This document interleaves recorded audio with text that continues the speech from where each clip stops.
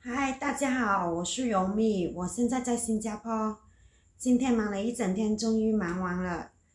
现在我就出去洗个头，然后呢试一下我那天在 Sydney Square 买的那个小蜜蜂收音器录音录的效果如何？那我们走吧。刚刚这边是下过大雨的，下很大很大的雨，刚刚停了。然后呢，现在那个地面还是湿漉漉的，要小心一点。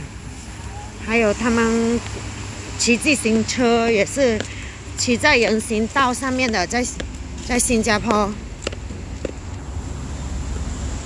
所以走路的话一定要小心。如果在新加坡走路的话，平时的话没什么事，你过马路除了过马路要小心之外，你走在那个行人道上面都是要小心的，要不的话，那个自行车随时有可能撞到你的。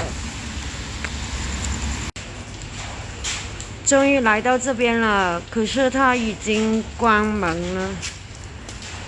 主屋底下的那个沙龙它是关的比较早。那我明天早上再来吧，希望他明天早上早点开了。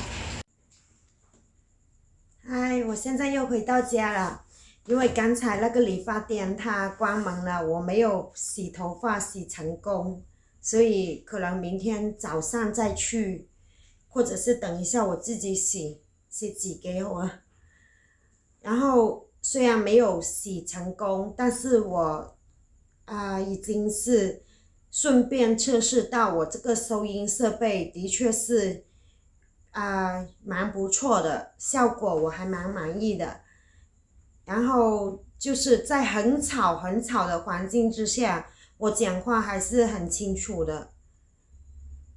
所以买电子设备这些还是到实体店买比较好。这个它还有保修我6个月，6个月之内有什么问题可以回去找他换。我们先聊到这里了，我还要去洗头呢，拜拜，我们改天见。